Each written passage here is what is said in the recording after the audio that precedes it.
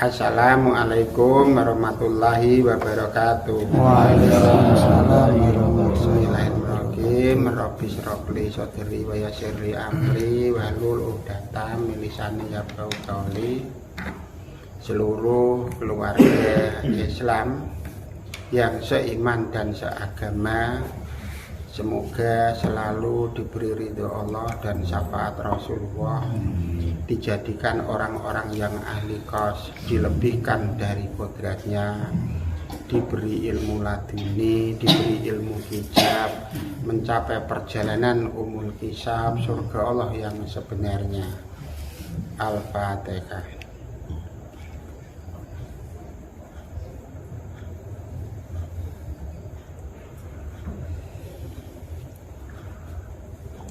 Untuk malam ini kita ingin menyampaikan pesan dari Eyang Sunan Kalijaga, yaitu adalah tentang kajian orang yang roh dan jiwanya sudah bisa masuk alam ke alam tanpa batasan.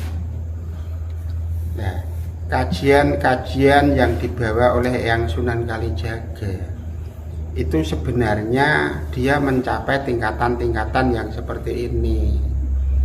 Maka untuk tingkatan makom orang biasa dengan wali itu sangat jauh. Ajarannya saja itu sudah jauh berbeda.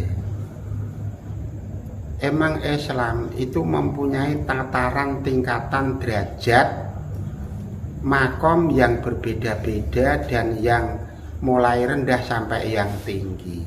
Itu namanya Islam. Maka Islamku disebut agama yang sangat luas, agama yang tiada batasan. Intinya di situ. Dia adalah benar-benar agama yang bisa mencapai akhlakul karimah. Intinya di situ. Seolah-olah Islam itu agama yang tiada batasan. Dan ilmu yang dibawa oleh Rasul Muhammad itu sebenarnya juga sama seperti itu, tiada batasan.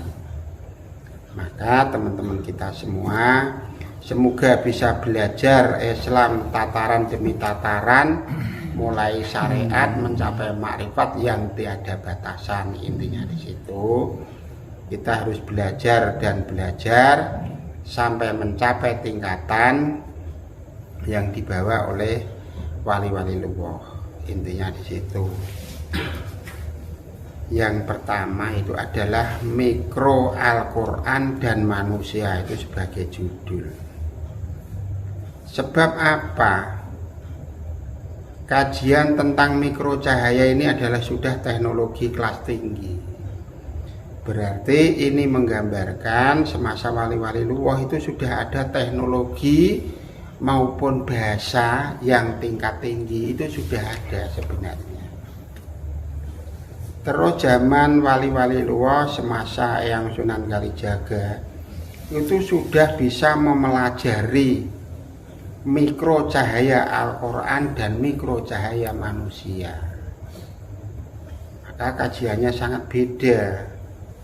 Tidak hanya sebatas dibaca, tidak sebatas hanya ditulis dan ditafsiri, tapi dia bisa menganalisa ayat demi ayat, mempunyai cahaya dan kapasitas bentuknya apa, terus mikronya berapa, terus mikro para wali itu berapa, dia dipadukan.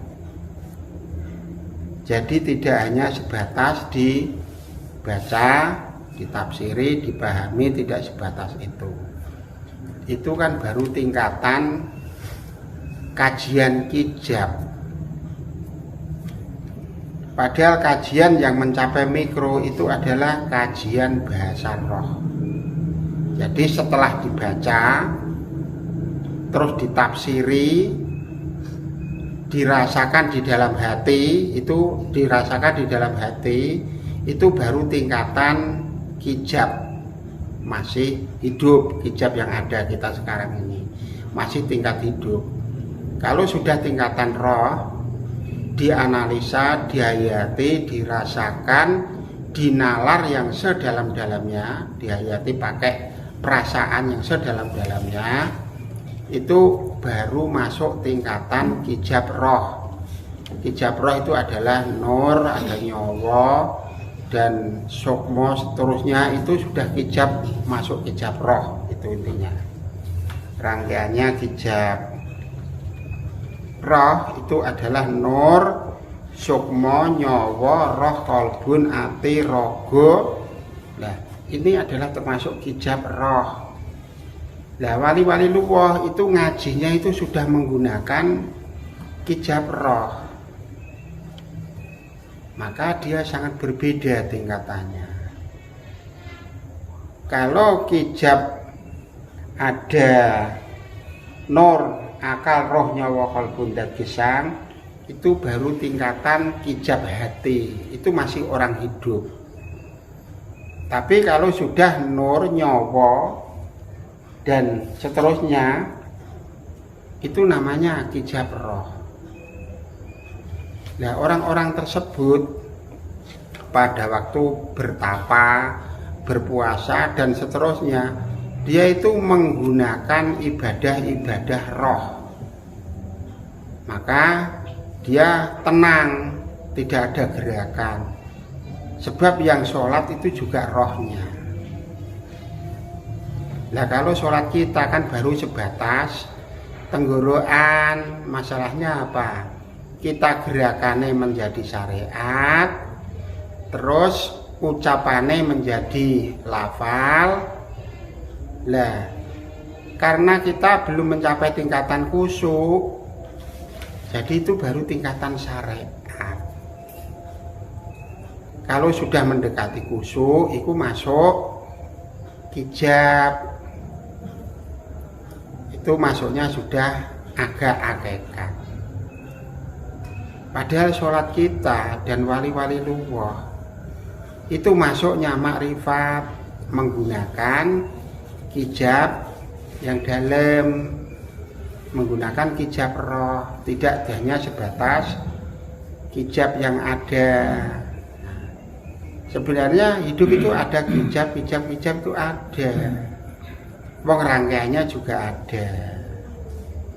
Lah, yang kijab namanya kijab hati untuk hidup itu urusannya dengan 17 kalimah tauhid. Tapi kalau sudah mencapai tingkatan kijab roh, itu menggunakan 343 ayat yang berhubungan dengan kalimah la ilaha illallah. Maka jauh berbeda, rumusannya jauh berbeda.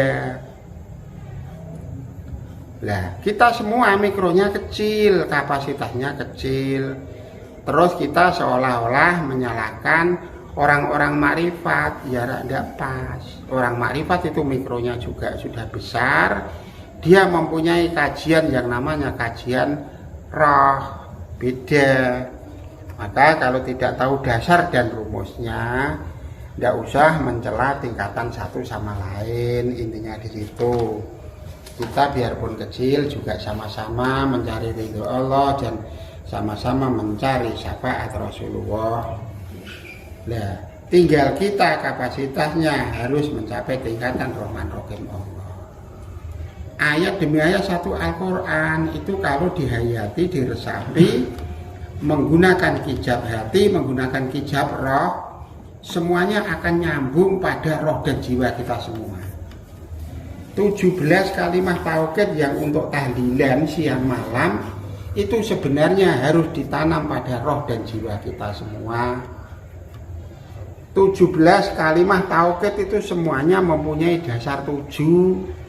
Sebab itu adalah dasar kijab kehidupan menuju akhirat dari kita. Jadi apa sebenarnya dasar dari la ilaha illallah itu dari 17 kalimah tauhid yang untuk sholat setiap hari. Itu sangat penting 17 kalimah tauhid. Kalau dijabarkan itu menjadi 49 surat, 343 ayat menjadi rumusan la ilaha illallah. Maka di sini apa dasar la ilaha illallah tahu? Dasar Rahman Rahim apa? Tahu. Dasar Allahu Akbar rumusnya apa? Tahu. Itu di sini tempatnya orang bodoh. Itu malah bisa mencari sejauh itu. Makanya kalau orang-orang pintar mungkin malah lebih jauh lagi kajiannya. Itu yang dimaksud. Maka kita biarpun bodoh ya harus mencapai tingkatan-tingkatan tersebut. Yang dimaksud di situ. Sebab Islam itu adalah sangat luas. Islam itu bukan dangkal, Islam itu bukan batasan. Kita kan punya rumus. Air satu lautan itu tidak cukup untuk menulis. Untuk menulis itu baru berapa liter. Kita harus menggunakan roh dan jiwa yang seluas-luasnya untuk menggali ilmunya Allah. Jangan seolah-olah kita membatasi ilmu yang dibawa oleh Rasulullah. Kalau sebatas buku yang ada, itu namanya Islam vakum, tidak bisa berkembang. Padahal Islam itu harus berkembang. Kalau Islam tidak berkembang, ya akan dilindas dengan paham-paham yang lain, budaya-budaya yang lain. Islam menjadi kerdil.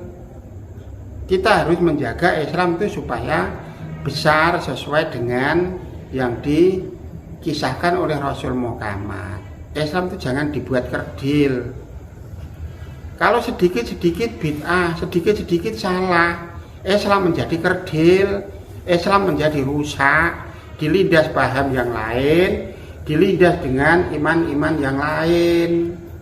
Jadi kita tidak usah ikut-ikutan teman-teman kita yang punya pemahaman seperti itu. Kita harus punya prinsip yang kuat. Kita mempunyai keyakinan harus dijaga kuat, jangan sampai goyah karena arus-arus budaya yang ada.